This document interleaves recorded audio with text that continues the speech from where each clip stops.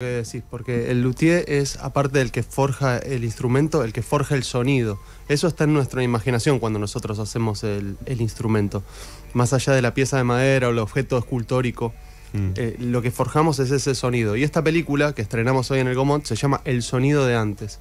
Y a través de la guitarra de Gardel y de su restauración, yo, por ejemplo, hago las cuerdas de tripa que eran propias de la música de Gardel.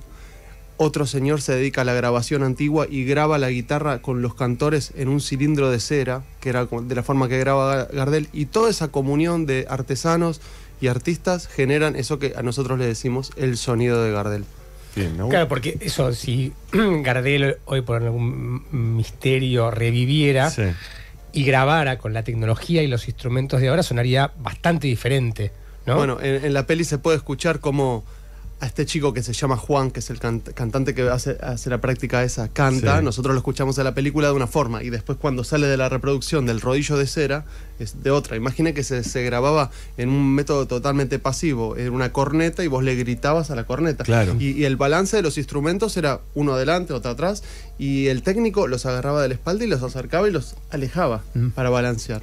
Y bueno, ¿y hay alguien que escuches de músicos que graben hoy, que hagan música hoy, que busquen un sonido de antes, como está ofreciendo la película? Justamente este músico Hernán, como estamos escuchando antes, que van a tocar música original del periodo barroco y no la tocan con su guitarra clásica de ahora. Lo tocan con un laúd, con una tiorba, con un laúd barroco, con una viola da gamba y otros instrumentos que pertenecían a la familia de instrumentos de la época. ¿Y qué diferencia hay? Vos habías mencionado las cuerdas de tripa.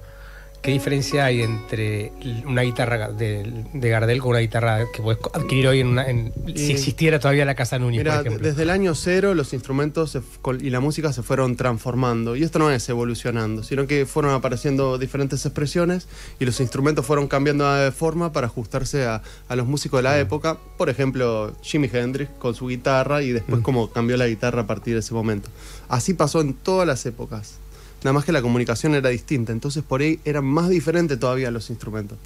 Matías, ¿a vos hay algún instrumento en el que te gusta trabajar más que en otro o te da lo mismo? Bueno, yo soy contrabajista y creo que mi especialidad es el contrabajo y el violonchelo, pero el mercado, ya que estamos en un programa de economía, me ha llevado el mercado a fabricar más laúdes, que los instrumentos de música antigua tienen una ventaja son mucho más difíciles de construir, pero contra los instrumentos modernos es que no hay instrumentos originales para comprar. Por ejemplo, nosotros pudimos comprar esta guitarra de Gardel, pero los instrumentos de 300, 400 años no se pueden comprar, solo hay que volver a hacerlos.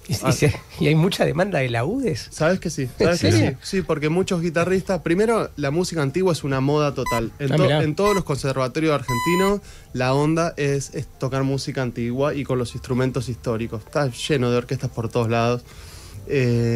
Y muchos guitarristas, acá por Argentina tenemos muchísimos guitarristas, por ahí se cansan del repertorio clásico de guitarra y van al repertorio renacentista o barroco, que es súper interesante. Imagínense que antes no te podías comprar una tele, no te podías comprar autos, lo que te podías comprar un buen instrumento, eso era la máxima sofisticación, y te llevaban unos facsímiles de partituras y vos te ponías a entretener tu familia o a pasar el tiempo tocando música.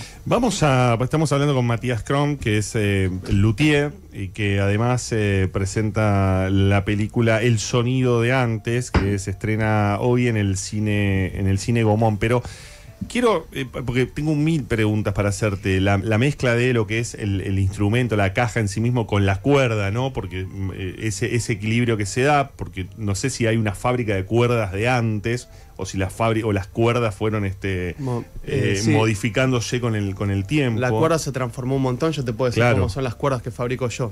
Es un intestino de cordero, es el mismo intestino que se usa para hacer la salchichita parrillera. Es ese intestino delgado. Ese se enrosca entre dos ganchos, un gancho fijo y el otro móvil. Perdón, vamos a hablarle a cualquier humano que no tiene ni idea. ¿Vos vas a comprar esos intestinos a dónde? Exactamente. ¿A la carnicería? A la carnicería. Al matadero. Al matadero. Me vuelvo loco. Para mí esto es una novedad total. Nunca me imaginé, pensé que eran de plástico. Porque ¿cuánto necesitas ahora para hacer cuerdas? Nylon, pero antes no había nylon. El plástico es del año 40 por ahí. Claro. Y entonces, con un intestino, una tira, se hace una cuerda primera. Con 2 tiras y de vuelta se hace una cuerda segunda. Claro. Y bueno, y esas cuerdas tienen un sonido muy especial, ¿no? Claro. Entonces, no solo hacemos el instrumento réplica de los originales, sino que también intentamos que la ¿Eso cuerda se deja secar? se deja secarse, como que se cicatriza como un cuero o algo así. Claro. Y los instrumentos son réplica de los originales y también la ejecución de los instrumentos es históricamente informada, ¿no? Según cómo eran las escuelas de ese momento. Claro. Es muy interesante. Esta gente es muy especial, ¿no? Es, Sí, esto claro. solo para los instrumentos que quieren simular ser los de antes, ¿no? Sí. No para los nuevos, no se utiliza intestino de... Bueno, en el tango era muy tradicional, entonces hasta el 30 se seguía usando. Y las orquestas de tango, los contrabajos todavía siguen teniendo cuerda de tripa por ese sonido que tiene gutural. Claro, pero ¿cuánta tripa necesitas para un contrabajo? Mira, un cordero, que es la tripa que se usa, tiene 48 metros de intestino. Sí. Y una cuerda de contrabajo más o menos usa eso. Una cuerda sola. Sí, una cuerda O sea, 30 4 metros. corderos. Igual recordemos que los intestinos son un subproducto del animal, no es que uno Sí. va matando animales para No, hacer no, cuerdas. Claro, Sí, aclarémoslo sí, porque sí, seguramente el Ya animalismo... tenemos a los animalistas en la puerta. Claro. En la pero puerta. sí, te digo que para hacer un instrumento, más que es madera de árbol, intestino de cordero y la cola también es animal. El adhesivo se hace con la piel de la liebre. Eso te quería preguntar. La madera, ¿qué madera usás? Y como hago instrumentos de la música barroca, uso madera europea, porque Claro. hago los instrumentos réplica de laúdes europeos, Stradivari y toda esa historia, Mirá. ¿no? Pero también se puede hacer con madera nacional. Pasa que si haces un instrumento con linda madera europea, por ahí te pagan un poco más. Claro, claro. ¿Cómo es tu rutina laboral con esto? Y ¿Es un taller? sí, yo tengo un taller escuchas bastante música? grande. Hace muchos años que ¿Estás en estoy. silencio? Sí, trabajo mucho. Lo que sí tengo algo que para mí fue un golazo, no hago ni reparaciones, ni restauraciones, ni me visita nadie, ni nada. Ah. Solamente estoy en total tranquilidad construyendo instrumentos hace más de 20 años. Ajá. Esa fue una súper decisión que tomé. Y bueno, parte familiar, tengo 4 hijos y estamos todos muy en el taller. Tenemos muchos amigos de la música. Ejemplo Pedro Aznar, ejemplo Ricardo Soulé, todos muy interesados en esto y compartimos. Y en la película creo que se muestra algo así, se muestra que atrás de todo esto que nosotros escuchamos hay muchas historias de casas, de familia, de gente. Eso es lo más interesante para mí del documental. ¿Escuchás música mientras estás trabajando? Escucho mucho la radio con vos, es muy buena.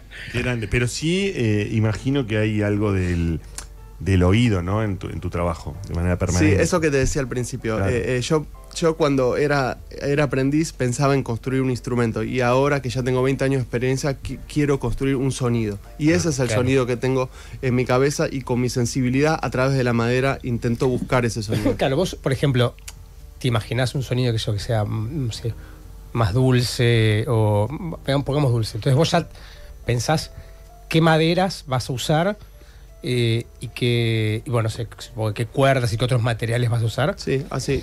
Y poner en el caso de los laúdes, si yo tuviera que recomendar a un cliente que quiere tocar el laúd, le pregunto qué repertorio quieres tocar, dónde vas a tocar, en tu casa o en un concierto. Y así veo todos los laúdes que hay en los museos del mundo y digo, bueno, yo te voy a hacer este instrumento, porque me parece que este instrumento, para vos, el tamaño te va a ser bien y va a ser tu herramienta, ¿no? Porque al final de todo esto está que vos estás haciéndole la voz al tipo, Claro. el color de su voz.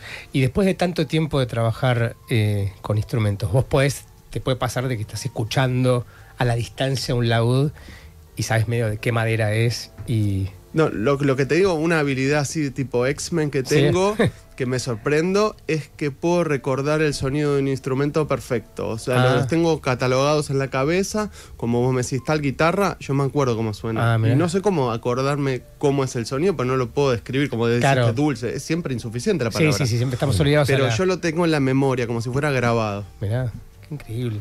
Bien, Matías Krom, que es coleccionista de guitarras antiguas, es luthier, vino a Yo Hago como luthier y además presenta el sonido de antes. Así que quienes quieran conocer más sobre todo esto, porque él dice hay muchas pistas ahí que se van viendo, vayan a ver El sonido de antes. Se estrena hoy en el Gomón a las 19. Vos dirás, vos disponés, vos sos el que se te suelen caer acá. Si puedo regalar creo en que algún sí. momento. Yo puedo aportar algo en eso. Va a estar toda esta semana en el Gomón y la entrada sale 400 pesos. Así que ir al cine por 400 pesos, después ir a comer una pizza de parado por otros 1.000 pesos, me parece un programa vuelta. redondo. Es un Claro, planazo, es un planazo.